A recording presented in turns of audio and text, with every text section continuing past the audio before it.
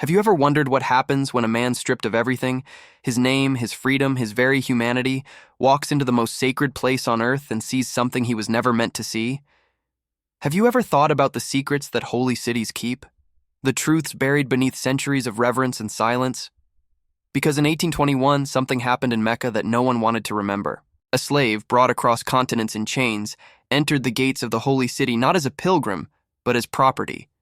And what he witnessed in those narrow streets, in those shadowed markets, in those whispered transactions conducted beneath the minarets, would expose a truth so deeply buried that powerful men spent generations trying to erase it from existence. I discovered this story in fragments scattered across 3 continents: a merchant's letter in a British archive, a shipping manifest in Zanzibar, a single paragraph in an Ottoman report that historians had dismissed for 200 years. But when I connected those fragments, when I followed the trail of ink and silence, what emerged was a testimony that demands to be heard.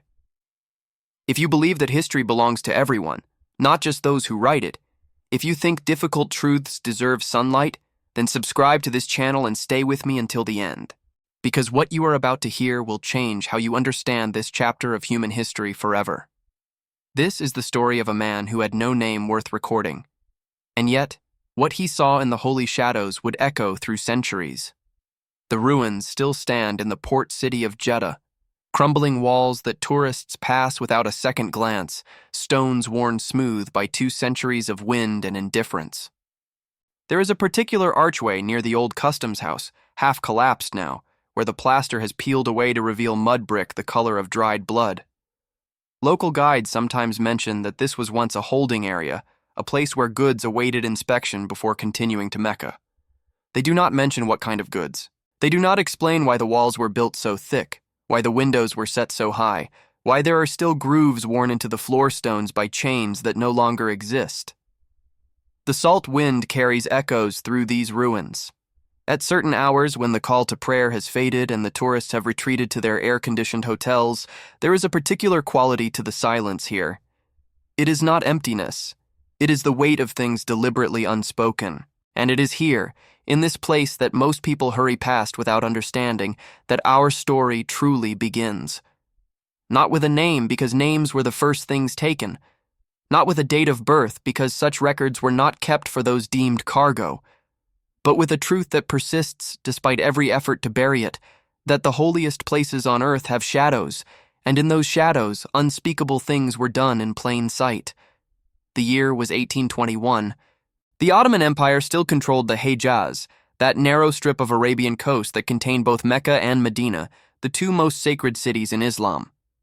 The slave trade, though increasingly condemned in European capitals, flourished along the routes that connected East Africa to the Arabian Peninsula.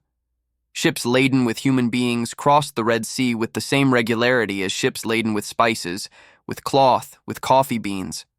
The markets of Jeddah processed this cargo with bureaucratic efficiency, assigning values, collecting taxes, documenting transactions in ledgers that would later be systematically destroyed. Into this world, a man was brought. He was approximately 23 years old, though no one had bothered to ask him his precise age. He had been captured somewhere in the interior of what European maps called the Sokoto Caliphate, in the region that would later become northern Nigeria.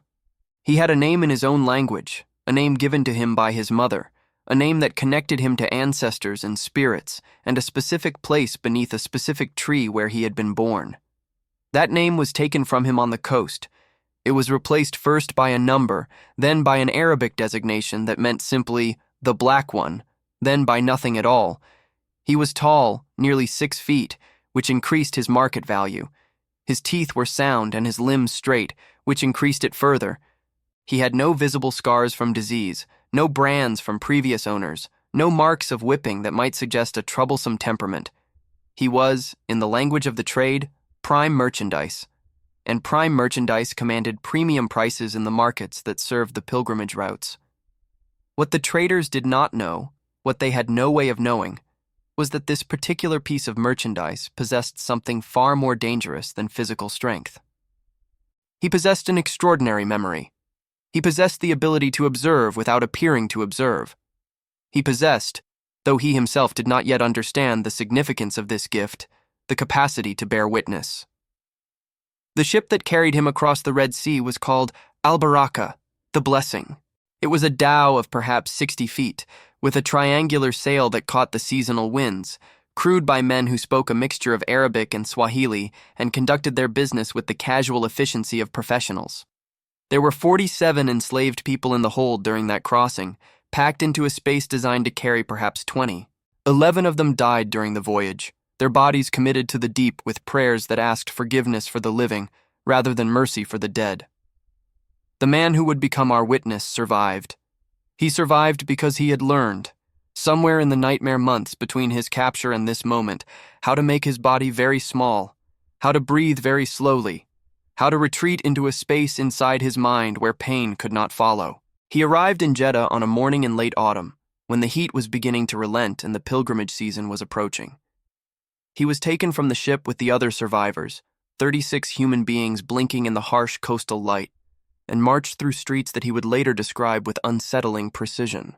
He noted the architecture, the merchants calling from doorways, the women in black moving like shadows along the walls, the armed guards standing at intersections, the particular smell of incense mixed with sewage mixed with the salt of the sea. He noted everything because he did not yet know what details might matter. He did not yet know that he would one day be called upon to tell. The holding pen where he spent his first week in Arabia was located behind a coffee house frequented by wealthy merchants. This was not coincidental. Buyers preferred to conduct their initial assessments in comfortable surroundings, over cups of cardamom-flavored coffee, in spaces where the transaction could feel like civilization rather than what it actually was. The enslaved people were kept clean during this period, fed adequately, allowed to rest from the voyage. This, too, was not kindness. It was investment protection. Merchandise that looked healthy sold for higher prices than merchandise that looked broken. He was examined 4 times during that week. Men he never saw again put fingers in his mouth to check his teeth, pressed their hands against his chest to feel his heartbeat, made him walk and bend and lift to assess his strength. They spoke about him in the third person. In Arabic, he was only beginning to understand, using terms that reduced him to a collection of physical attributes: tall, strong, young, suitable for labor or possibly for service, no apparent defects. Reserve price set at 40 Maria Teresa thalers. But something unusual happened on the 7th day, something that would change everything that followed. A merchant named Ibrahim al-Rashid came to inspect the new arrivals. He was not a particularly wealthy man by the standards of the Jeddah trading community, but he had a specific need that required a specific type of acquisition. Al-Rashid was preparing to make the Hajj, the sacred pilgrimage to Mecca, that every Muslim who can afford it must undertake at least once in their lifetime, and he needed a servant to accompany him, someone strong enough to carry supplies, someone obedient enough to follow instructions. Someone, crucially, who could be trusted not to run away in the chaos of the pilgrimage crowds. Al-Rashid had purchased slaves before, but this time his requirements were more complex. His wife was ill. His usual attendants were needed to care for her. The pilgrimage could not be postponed, not if he wished to die knowing he had fulfilled this fundamental obligation. So he went to the holding pens behind the coffee house, and he examined the new arrivals from Africa, and he made a selection that he would later have cause to regret. He chose the tall one, the quiet one, the one who watched everything with eyes that gave nothing away. He chose the man who would become a witness to things that were never meant to be witnessed. The price was settled at 45 thalers, slightly above the reserve but within acceptable limits. Papers were drawn up, taxes paid, religious formulas recited to legitimize the transaction. The man who had once had a name given by his mother received a new designation: Bilal, after the famous Ethiopian companion of the Prophet. It was considered an honorable name for a slave, a reminder that even those in bondage could achieve spiritual worth.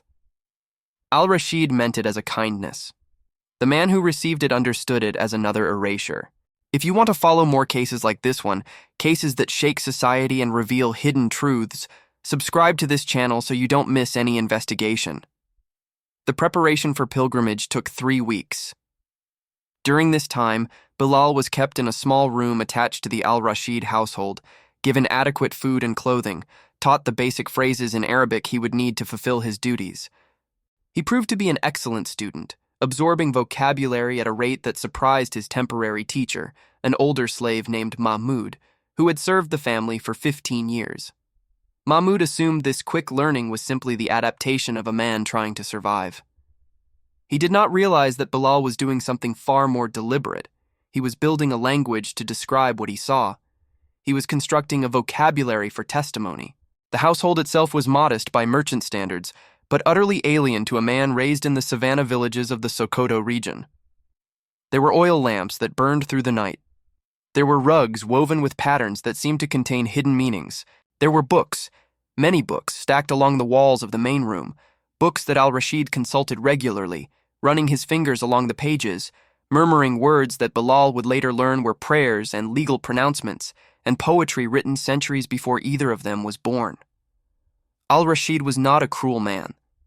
This is important to understand. He did not beat his slaves. He did not starve them. He considered himself a good Muslim, a man who fulfilled his obligations to God and to those who depended on him. He believed, as most men of his time and place believed, that slavery was ordained by God, permitted by the Prophet, regulated by sacred law, and therefore not merely acceptable but righteous when conducted according to proper principles.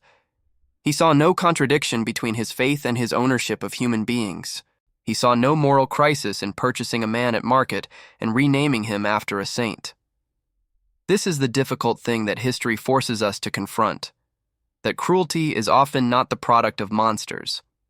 It is the product of ordinary people operating within systems that define the monstrous as normal. Al-Rashid was, by every measure available to him, a good man, and yet he participated without hesitation in one of the great horrors of human civilization. He participated, and he saw nothing wrong in it, and he would have been genuinely shocked if anyone had suggested that future generations might judge him harshly. The pilgrimage caravan departed from Jeddah in the first week of the holy month. There were perhaps 200 pilgrims in that particular group, traveling together for safety, pooling resources for supplies and guides, moving as a single organism across the desert landscape toward the holy city. Bilal walked beside the camel that carried his master's supplies, alert to every command, learning to anticipate needs before they were spoken. He was, by any external measure, simply another slave performing simply another service. One of dozens in the caravan, one of thousands who made this same journey every year. But inside, behind those watching eyes, something else was happening. Bilal was recording. He was encoding details into a memory that had been trained by oral tradition, by the storytellers of his village, by the griots who could recite genealogies stretching back 20 generations without a single error. He noted the hierarchy of the caravan, which merchants commanded respect and which were merely tolerated. He noted the treatment of slaves, which varied dramatically from household to household. He noted the conversations he overheard, fragments of Arabic that he was increasingly able to parse and understand.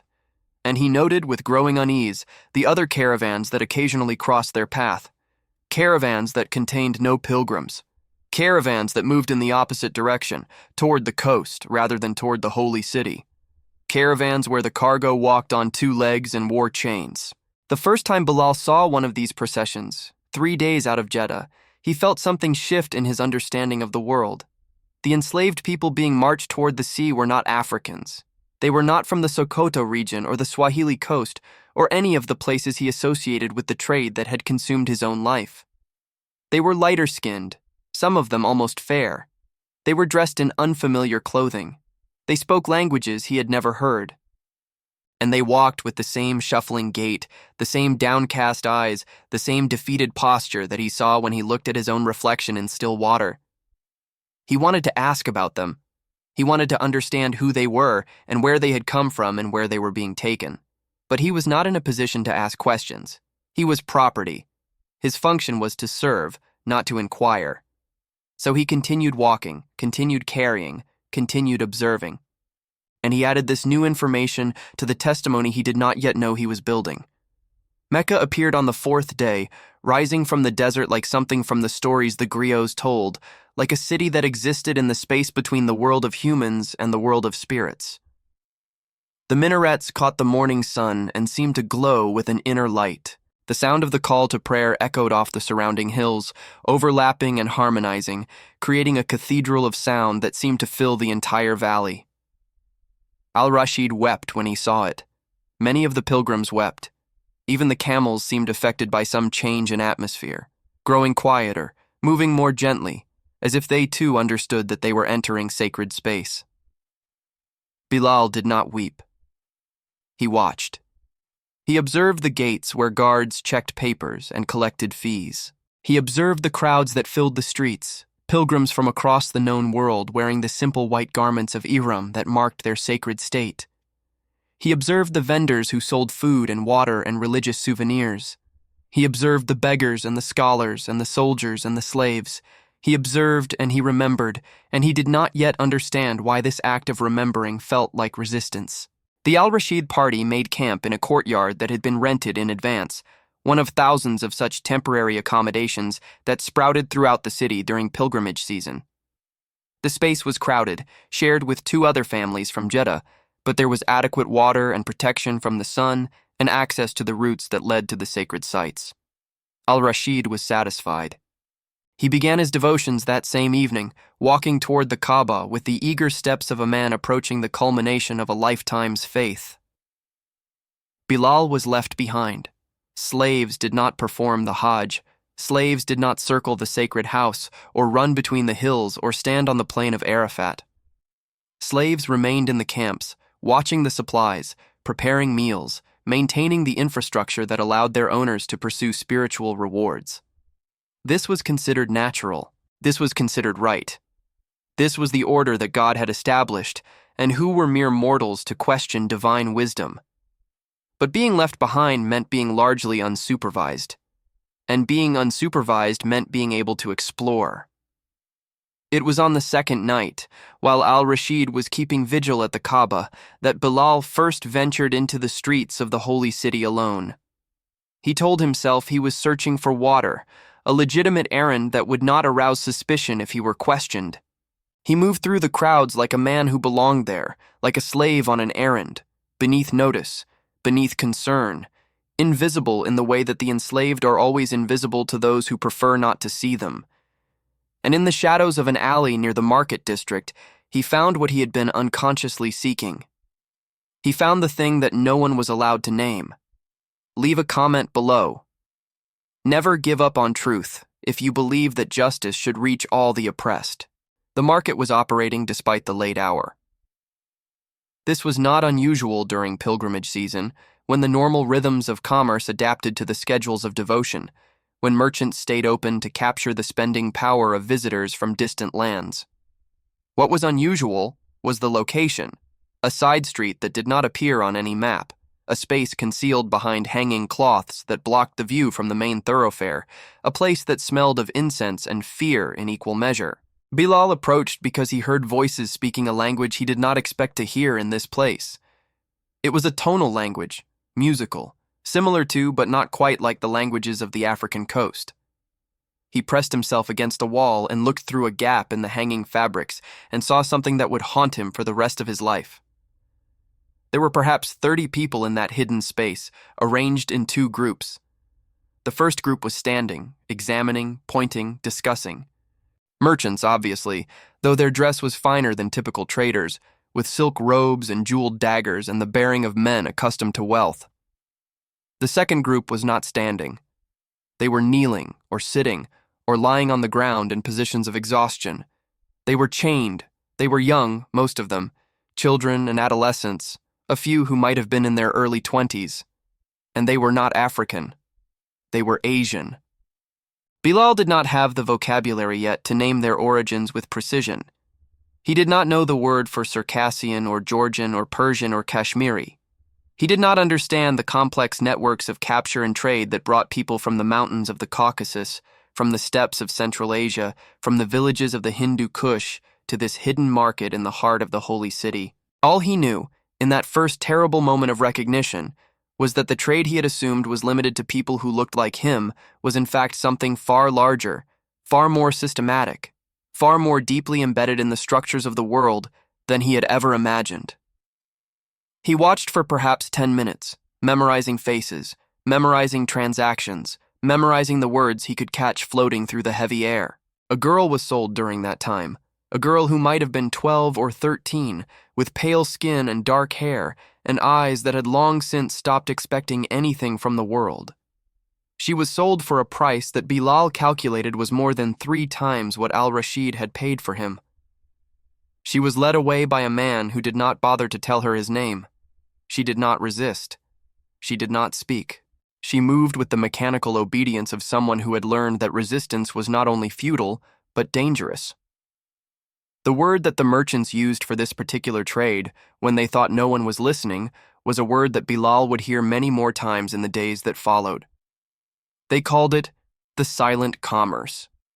They called it the unspeakable. They called it that which we do not discuss outside these walls.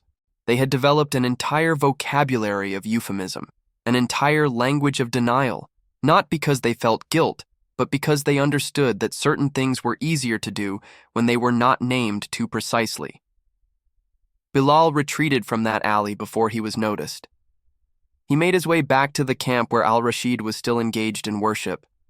He lay on his sleeping mat and stared at the ceiling and felt something fundamental crack in his understanding of the world. He had believed, until that moment, that his suffering was unique. He had believed that the trade which had consumed his life was a specific affliction visited upon the people of Africa by the people of Arabia, a historical injustice that might someday be rectified when the world became more just. He had believed in some corner of his heart that still held space for hope that his experience was an aberration rather than a norm. Now he understood differently. Now he understood that slavery was not a peculiar institution practiced by one people against another.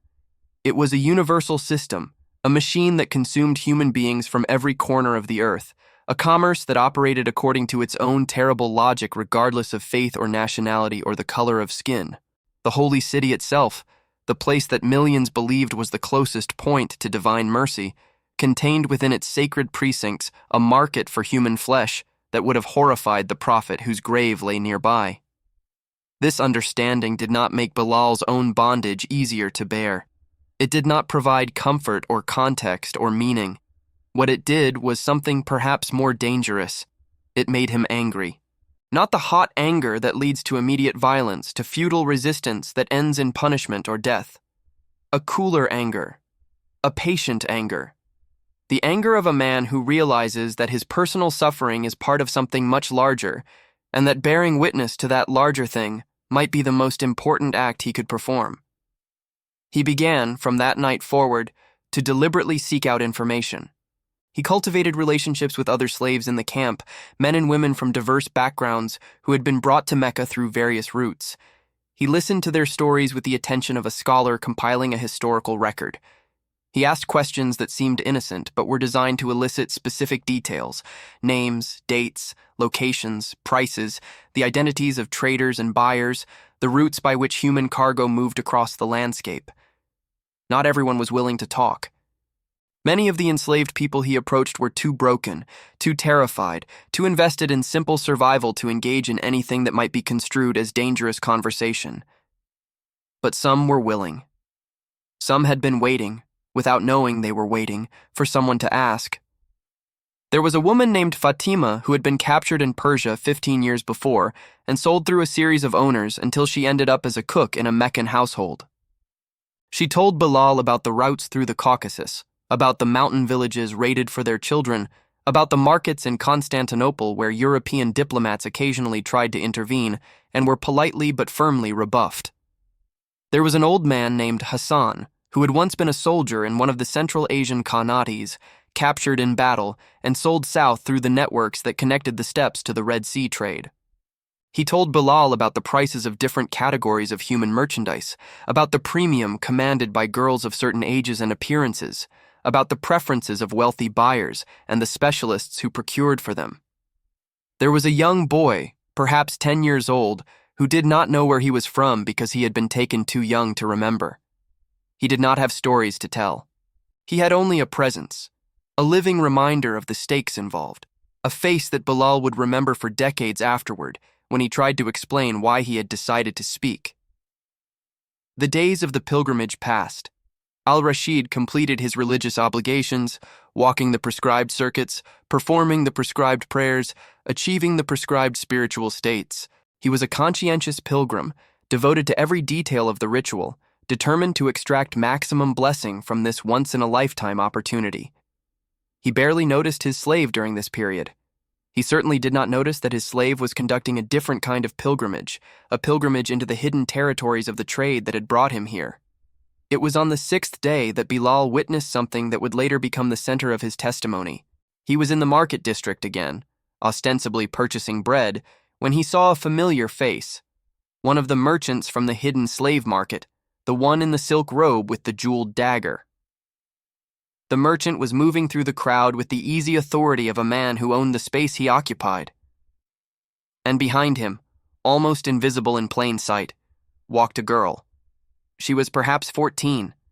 She was dressed in fine clothing, silk and gold thread, the attire of a wealthy household. She moved with the practiced grace of someone trained to be invisible until summoned, to exist as an extension of her owner's will. And on her face, in that moment when Bilal caught her eye across the crowded street, was an expression that he recognized. It was the expression of someone who had given up.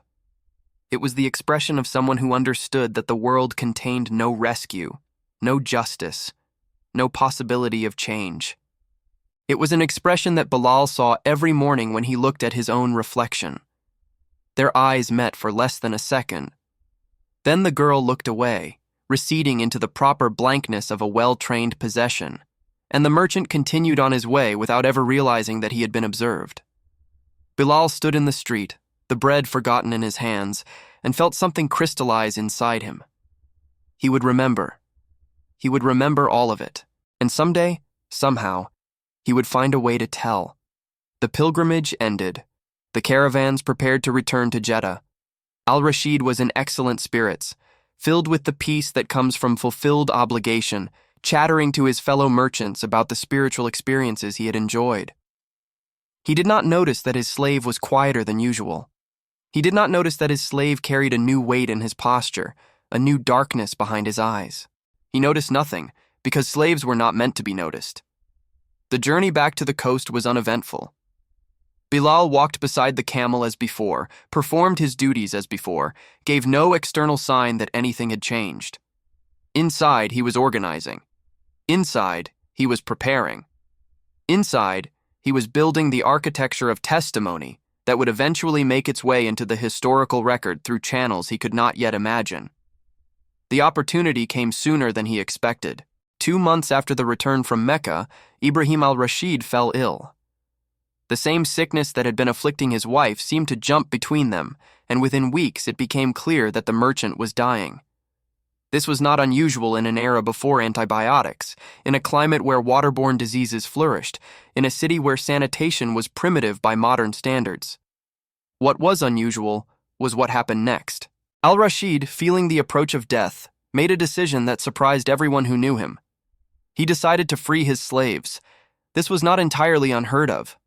There was a tradition in Islamic jurisprudence of manumission as a pious act, a way of earning divine favor on the threshold of judgment.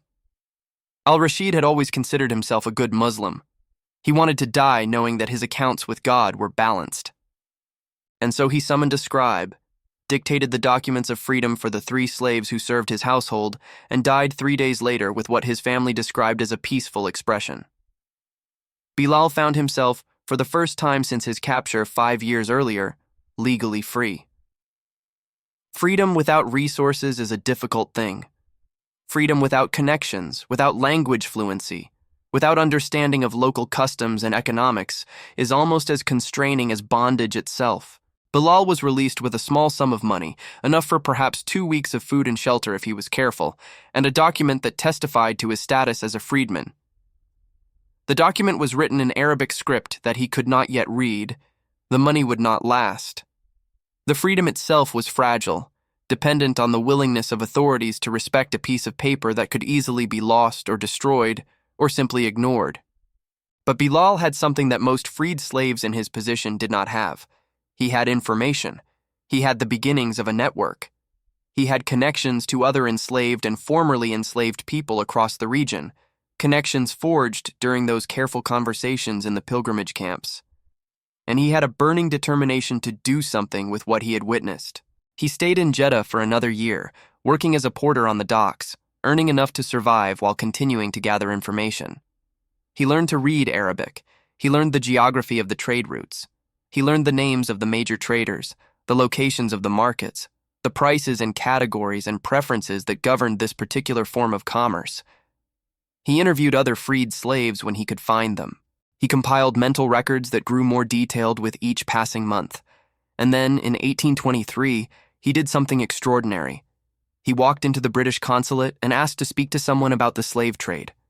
The British at this time were in the early stages of what would become their campaign against the traffic in human beings. They had abolished the trade within their own empire in 1807 and had since been pressing other nations to do the same. Their efforts were concentrated primarily on the Atlantic routes, the famous Middle Passage that brought Africans to the Americas, but there were officials who understood that this was only part of a much larger phenomenon.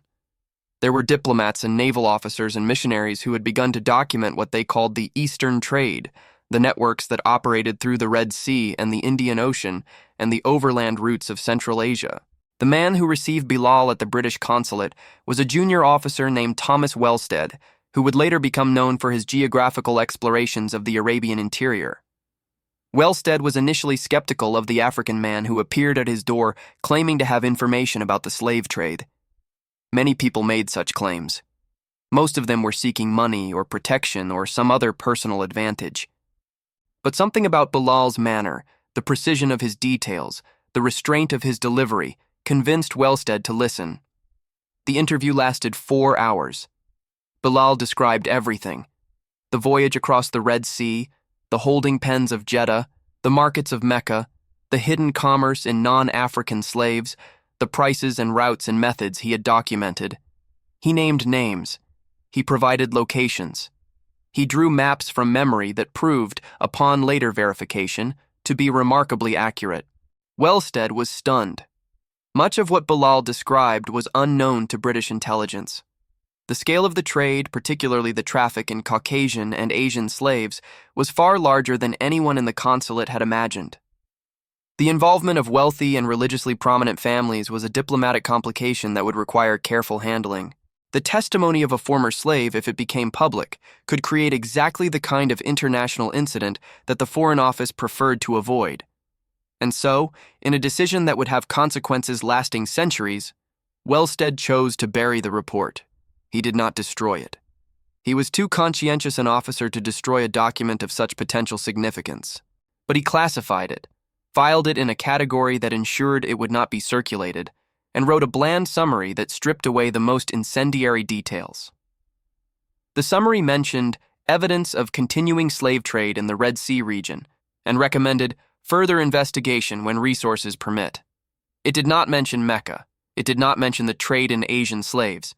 It did not mention the specific names and families that Bilal had identified. Bilal was given a small sum of money, thanked for his cooperation, and politely encouraged to continue on his way. He was not told what would happen to his testimony. He was not told that it would disappear into an archive where it would remain unread for nearly 2 centuries. He left the consulate believing that he had accomplished something, that his words would make a difference, that the world would now know what he had witnessed. He was wrong. But the story did not end there, because Bilal, now truly understanding that official channels would not serve his purposes, began to seek other avenues. He made his way north, toward Egypt, where he had heard that there were communities of freed slaves who had organized themselves for mutual protection. The journey took 3 months, traveling with merchant caravans, working for his passage, continuing to gather information as he moved. He arrived in Cairo in the autumn of 1823, exhausted and impoverished, but still carrying the weight of his testimony like a sacred burden. In Cairo, he found what he was looking for: a network of abolitionists, a mix of European missionaries and local reformers and freed slaves like himself who were working to document and oppose the trade. They were operating on the margins of official society, tolerated rather than supported, achieving small victories that rarely made it into the historical record. But they existed. They were organized. And they were ready to listen. The leader of this network was a British missionary named William Jowett, who had been working in the region for nearly a decade and had compiled extensive documentation of the slave trade through the Ottoman territories. Jowett was different from Wellstead. He was not constrained by diplomatic considerations.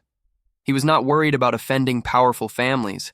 He was motivated by a religious conviction that slavery was sin and that documenting sin was the first step toward eliminating it. Jowett recognized immediately the value of what Bilal could provide. Here was an eyewitness, an articulate and intelligent survivor who could describe the trade from the inside. Here was testimony that could be used in publications, in advocacy, in the slow work of changing public opinion. Here was exactly the kind of evidence that the abolitionist movement needed to make its case. The collaboration that followed was remarkable. Jowett arranged for Bilal to be housed and fed and provided with the security he needed to speak freely. He arranged for translators to ensure that nothing was lost in the rendering of Bilal's testimony from his increasingly fluent Arabic into English. He arranged for scribes to record every detail, every name, every route, every price. And then he began to circulate the results. The document that emerged was titled simply, "The Testimony of a Slave." It was not published openly, not at first.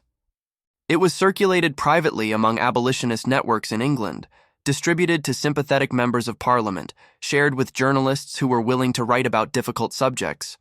It caused a minor sensation in circles that were already predisposed to outrage. It added fuel to campaigns that were already burning. It became one of hundreds of testimonies that would eventually contribute to the broader movement against slavery throughout the British Empire. But it also made powerful enemies. The merchants of Jeddah were connected to trading networks that extended throughout the Ottoman Empire and beyond. They had agents in Cairo who reported on threats to their commerce. They had informants who told them about the freed slave who was speaking to missionaries, about the documents that were being circulated, about the names that were being named. They did not appreciate having their private affairs made public. They did not appreciate having their commerce threatened by the testimony of a man they considered property. In the winter of 1824, Bilal was attacked. The assault happened at night, in the narrow streets of the neighborhood where he had been living. 3 men, faces covered, weapons drawn, emerged from shadows and attempted to do what shadows do best: silence that which threatens the darkness. Bilal survived only because he had learned during his years of bondage and afterward to sleep with one eye open. He heard them coming. He moved before they reached him. He escaped through a window and ran through streets he had memorized for exactly this purpose. But he was wounded. A knife had caught his side. And as he ran, bleeding, through the Cairo night, he understood that his testimony had achieved exactly what he had intended. It had become dangerous enough to threaten the powerful. The missionaries sheltered him. They arranged for medical attention, for increased security, for a series of safe houses where he could continue his work while minimizing his exposure. But the attack had revealed a fundamental truth. Bilal could not remain in Cairo indefinitely. The forces that wanted him silenced were too well connected, too patient, too willing to wait for the right moment to strike again. And so, in the spring of 1824, Bilal made another difficult decision. He would leave the Middle East entirely. He would travel to England, to the heart of the abolitionist movement, where his testimony might reach audiences large enough to matter. He would take his story to the world. The voyage to London took 4 months, with stops in Malta and Gibraltar and finally Southampton. Bilal arrived in England in the summer of 1824, knowing almost no one, speaking limited English, carrying letters of introduction from Jowett and other missionaries that he hoped would open doors. He was, by any objective measure, unprepared for what awaited him. But what awaited him was beyond anything he could have imagined. The abolitionist movement in England was at that moment reaching a critical mass. The campaign to abolish slavery throughout the British Empire was gaining momentum. Parliament was debating legislation that would eventually lead to the Slavery Abolition Act of 1833. And there was an enormous appetite among reformers and journalists and the general public for first-hand accounts that could make the abstract horror of slavery concrete and personal. Bilal's timing, it turned out, was perfect. Within weeks of his arrival, he was speaking at public meetings. Within months, his testimony had been reprinted in pamphlets and newspapers. Within a year, he had become one of the most prominent voices in the movement, an African man who could describe with devastating precision what he had witnessed not just in the Atlantic trade that most English people were familiar with, but in the Eastern trade that few had even heard of. He spoke about Mecca. He spoke about the markets hidden behind the holy sites. He spoke about the girls from the Caucasus and the boys from Central Asia and the complex networks that brought human beings from every corner of the known world to be sold in the shadow of the prophet's grave. He spoke about the silence, the enforced silence, the way that an entire commerce was conducted through euphemism and denial because naming it too clearly would make it impossible to continue. And people listened. The responses varied, of course. Some were skeptical. How could a former slave from Africa be trusted to tell the truth about Arabia? Some were hostile. The testimony threatened commercial and diplomatic relationships that powerful people wanted to preserve. Some were dismissive. Surely this was exaggeration. Surely things could not be as bad as this man claimed. But many believed. Many heard in Bilal's words the unmistakable ring of truth, the specificity that only an eyewitness could provide, the emotional weight that only a survivor could carry.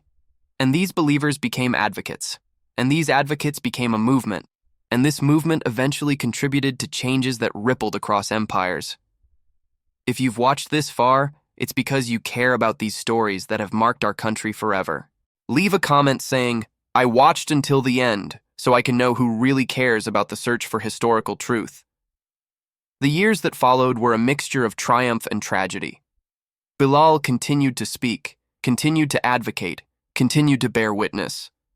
He learned English well enough to address crowds without a translator. He collaborated with other abolitionists, including freed slaves from the Americas who had their own stories to tell.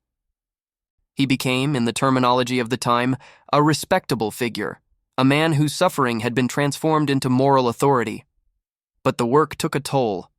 Reliving trauma night after night, before audience after audience, is not without cost. Bilal developed what modern psychology would recognize as symptoms of what we now call post-traumatic stress, nightmares, flashbacks, periods of withdrawal and depression. He found it increasingly difficult to speak about certain experiences, certain memories that felt too raw to expose to the examination of strangers. And there were other difficulties. Not everyone in the abolitionist movement was motivated purely by concern for the enslaved. Some were driven by economic interests, by the desire to undermine commercial rivals, by political calculations that had nothing to do with human suffering. Bilal learned, slowly and painfully, that being useful to a movement is not the same as being valued by it. There were also those who wanted to use his testimony for purposes he could not endorse. Anti-Muslim activists, in particular, seized upon his descriptions of the slave markets in Mecca as evidence for broader claims about Islamic civilization. They stripped his words from their context, used them to justify prejudices that had nothing to do with his message, transformed his careful documentation into ammunition for campaigns of religious hatred. This was perhaps the cruelest irony of all. Bilal had witnessed how slavery operated across religious boundaries, how it consumed Muslims and Christians and adherents of indigenous African faiths with equal indifference. He had seen that the trade was driven by economics, not theology, that it flourished wherever power was concentrated and ethics were flexible. His testimony was not an indictment of any religion. It was an indictment of the human capacity for justified cruelty. But nuance does not survive the transition to pamphlet literature. Complexity does not make for effective propaganda. And so Bilal's words were weaponized by people who would have enslaved him themselves if history had played out differently. By the late 1820s, Bilal had largely withdrawn from public life. He lived in a small room in London, supported by a modest pension from abolitionist organizations, writing memoirs that he would never finish. He continued to give occasional testimony, particularly when new legislation was being debated, but the days of constant public speaking were behind him. He died in 1831, alone except for a neighbor who found his body the following morning. He was approximately 33 years old. The cause of death was officially recorded as consumption, the catch-all term that covered a multitude of conditions in an era before precise diagnosis. But those who knew him understood that he had been worn down by something more fundamental than lung disease. He had been worn down by the weight of memory, by the cost of bearing witness, by the exhausting labor of making the invisible visible. The funeral was small. A few abolitionists attended. A missionary who had known him in Cairo sent a letter expressing regret that he could not be present. A brief notice appeared in a newspaper that no one now remembers, and then, like so many other lives consumed by the trade he had opposed, Bilal slipped into the shadows of history. But his testimony remained. The documents he had provided to Jowett survived in missionary archives. The pamphlets that had circulated his words in 1824 and 1825 remained in library collections.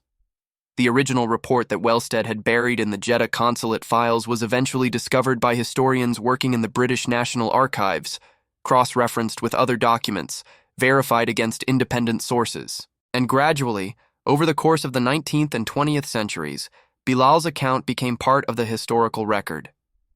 Scholars studying the Eastern slave trade cited his testimony as primary evidence.